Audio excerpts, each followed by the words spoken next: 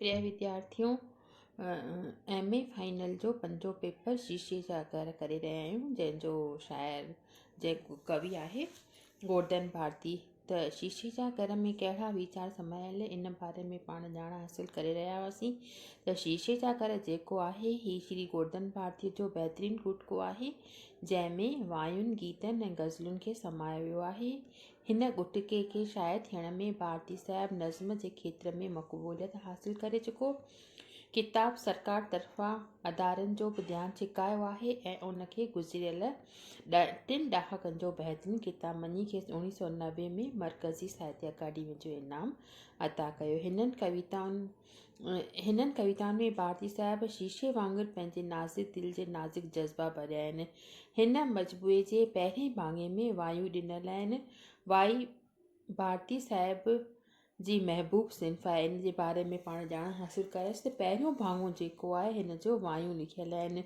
वाईअ में छा थींदो आहे त वाईअ में मिसराउनि जो बंधन कोन हूंदो आहे, तंहिं करे गोवर्धन भारतीअ वायूं 6 खां वठी 10 मिसराउनि जूं लिखियूं आहिनि।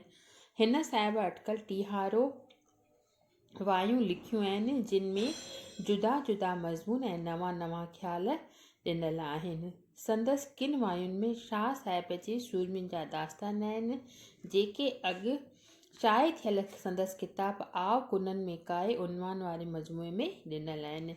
हिन मजमूए में 9 वायूं आहिनि, माना कहिड़ो शीशे जा घर में 9 वायूं आहिनि, जेके संदसि फन जी अकासी कनि थियूं।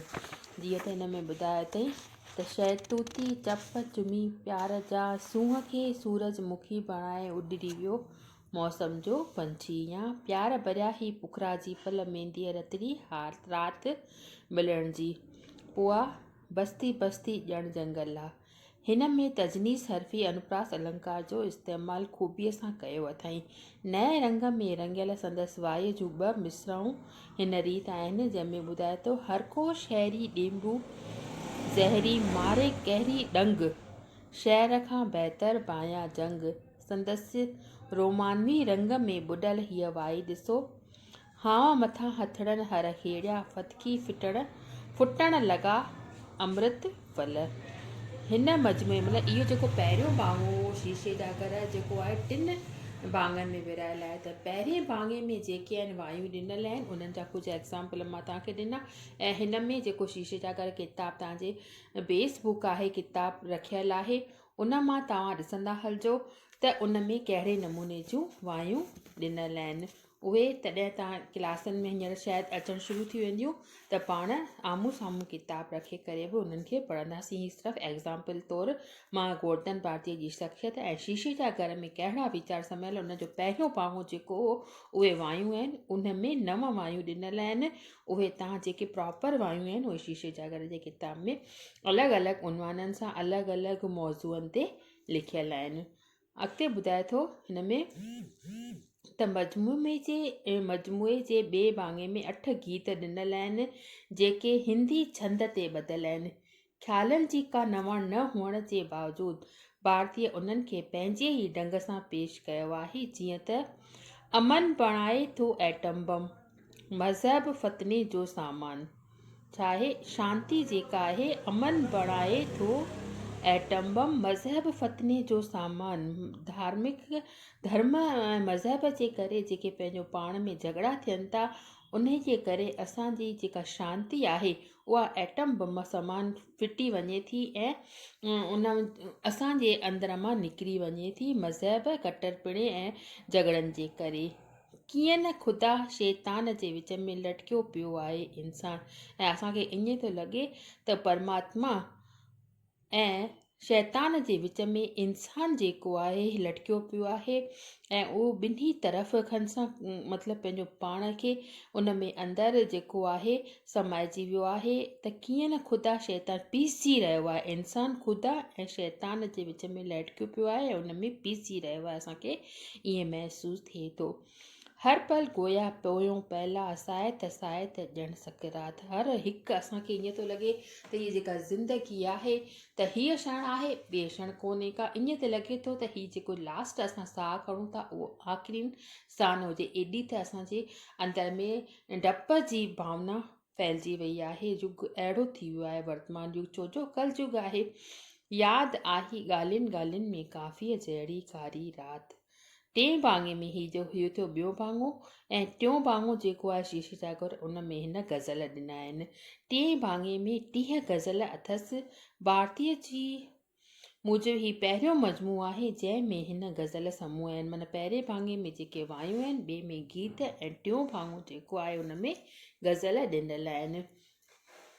त भारती साहिब बि नारायण श्याम, अर्जुन शाद, एम कमल, किशन राय ऐं अर्जुन हासिद जहिड़ा गज़लगू शाइरनि जी सिफ़ में, माना उन्हनि जी लाइन में अची वञे थो ऐं ॿुधाए थो त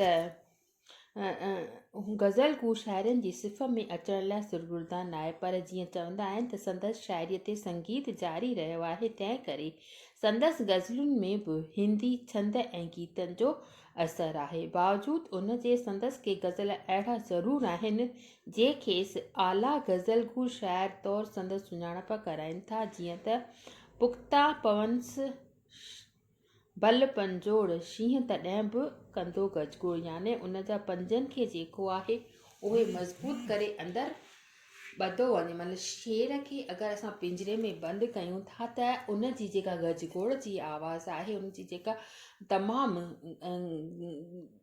दहकाईंदड़ आवाज़ आहे, उहो कंदो ई कंदो, उन जे आवाज़ में को फ़र्क़ु कोन पवंदो।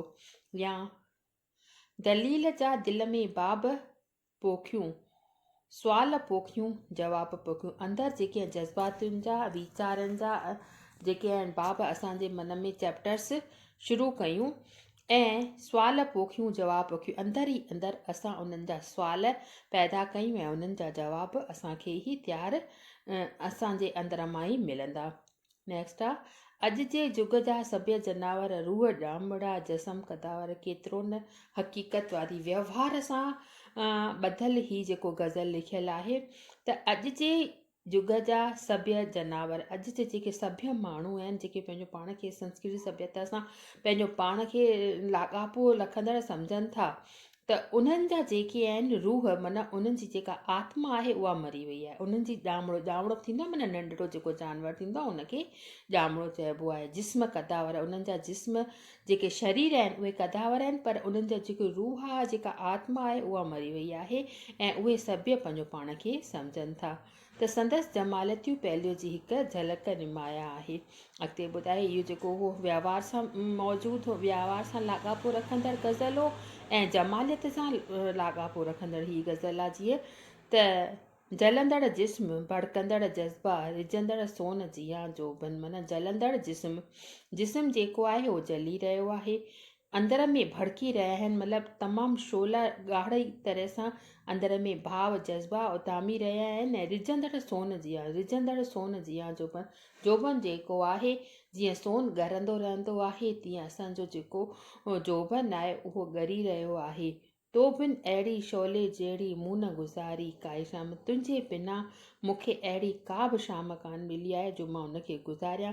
इन्हीअ करे जेको आहे तोसां मां गॾु हुजां, छो जो जिस्म जली रहियो आहे, जज़्बा उभरी रहिया आहिनि ऐं जोबन जेको आहे ॻरी रहियो आहे। इन करे मां तोसां हिकु पल बि अलॻि नथो थियणु चाहियां ऐं तोसां उहा शाम मूंखे यादि अचे थी। तो बिन अहिड़ी शोले जहिड़ी मूं न गुज़ारी काई शाम, तुंहिंजे बिना का बि मुंहिंजी ज़िंदगी में अहिड़ी शाम कान आई आहे जेका मूंखे अहिड़ी सुंदर बासिजी हुजे। जमालती पहलू आहे हिन गज़ल में।